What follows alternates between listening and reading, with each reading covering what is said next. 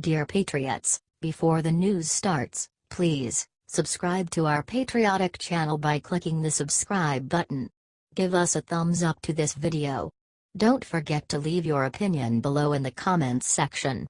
Share the news on Facebook and Twitter so your friends see it. Thank you. Chris Wallace exposes truth about Trump and the Uranium One deal that no Democrat wants to admit. For months, Democrats have been accusing President Trump of colluding with the Russians with very little evidence. However, now it appears that they may have been covering for themselves. Maybe the reason they want to make it look like Trump colluded with Russians was because they don't want to admit it was really Hillary who did. Fox's Chris Wallace told a very bold truth that Democrats do not want to admit. The fact that Hillary Clinton, or at least her campaign and the DNC, was doing business with a foreign national, a British spy, to get information from the Russians for this dossier certainly blunts the idea, started Wallace. Well, it was the Trump campaign, and it was outrageous the Trump campaign had anything to do with the Russians to maybe affect at the election, because this is far more evidence we've ever seen involving President Trump and his campaign that the Democrats were directly involved in trying to get information from the Russians to affect the 2016 campaign, said Wallace. Both things could be true, that both sides were trying to get aid from the Russians, and it seems true the Russians were playing both sides to try to disrupt the election. We have to wait and see, he explained. But there is more evidence at this point of Democratic collusion with the Russians than there is a Republican collusion with the Russians, he said. Do you think that Wallace is right?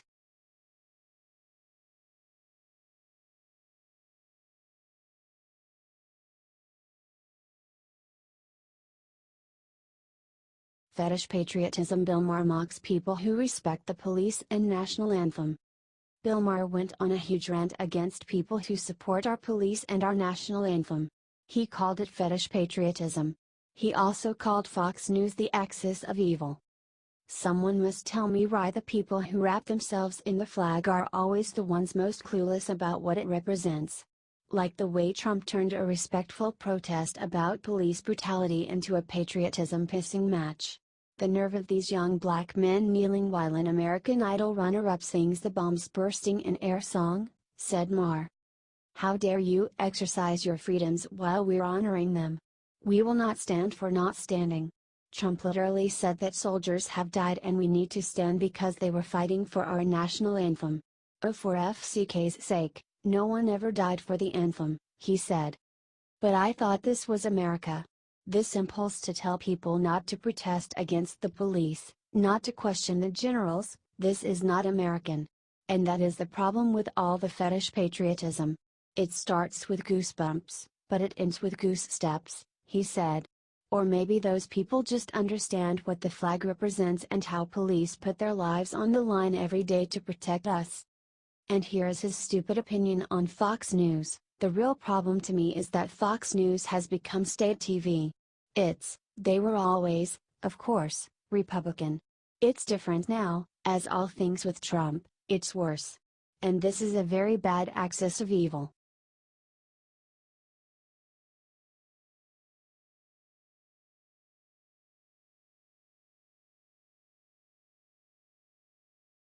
Costa accuses Trump of mentioning Hillary's Uranium One deal as a distraction. Sanders crushes him. It is becoming more and more clear that Hillary was so intent on accusing Trump of colluding with Russia because she was the one who really colluded with Russia.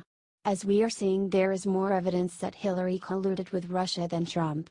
But CNN's drama queen Costa tried to accuse Trump of using the Uranium One investigation as a way to distract from his own.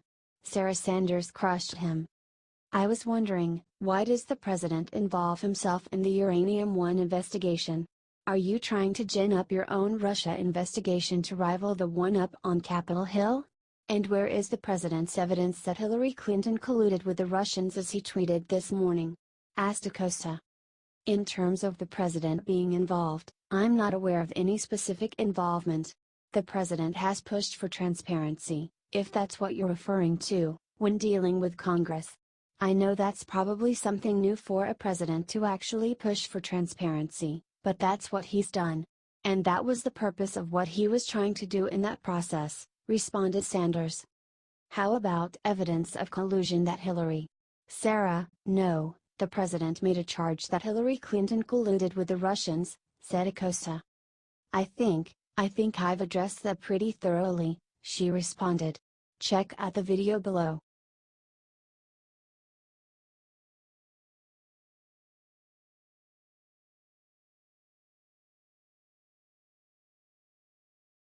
Joy Behar calls all Trump supporters white supremacists and suggests a violent way to end them. Joy Behar left The View for a night to be a panelist on Bill Maher's show with CNN's Van Jones.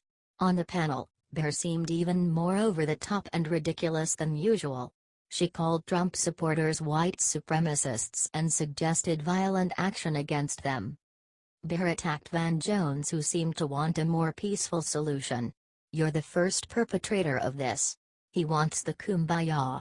FCK your kumbaya. These people on that side are crazy.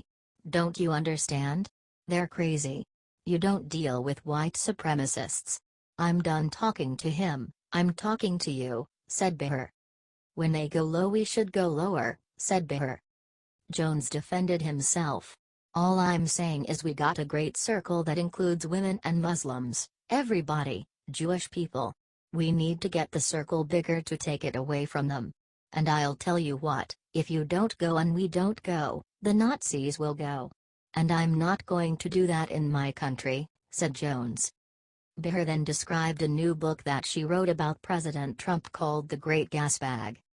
I wrote it for anti-Trumpers. If you are a Trump supporter, don't buy the book. I forbid you to buy the book, said Behar.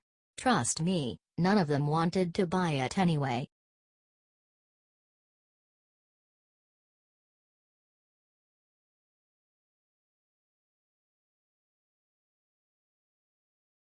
Hey CNN, quick question for you. After calling Ed Gillespie a white supremacist, CNN crushed by unexpected source.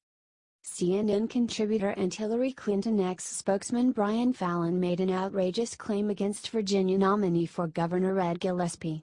Look at Ed Gillespie campaign strategy meeting, tweeted Fallon with a photo of a group of white supremacists in Charlottesville. That isn't merely a reach. It's practically libel. Gillespie has repeatedly and passionately condemned white supremacists and other creatures that have crawled out from under the alt-right rock, the Times-Dispatch continued.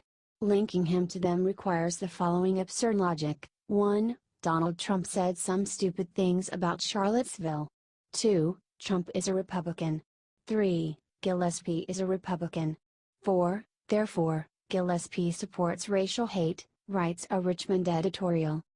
CNN has recently released an ad talking about how they are all about the facts.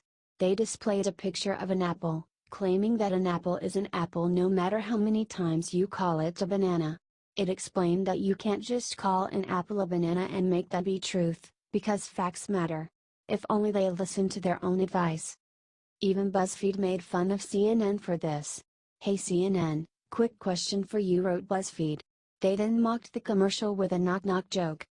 The best came from the NRA. This is a lemon.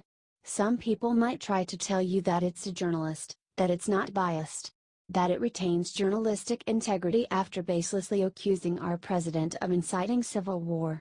Yeah, some people might try to tell you that this is a journalist. They might even scream journalist, journalist, journalist over and over again. They might put journalist in all caps. But this is a lemon.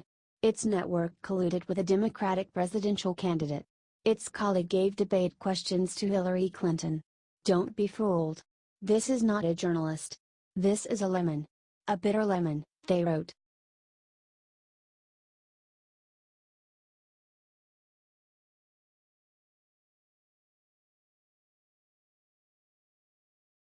Election campaign experts expose proof that Hillary knew about funding the Trump dossier. It has been proven that Hillary Clinton's campaign funded the disproven Trump dossier that claimed that Trump went to Russia and hired prostitutes to urinate on him.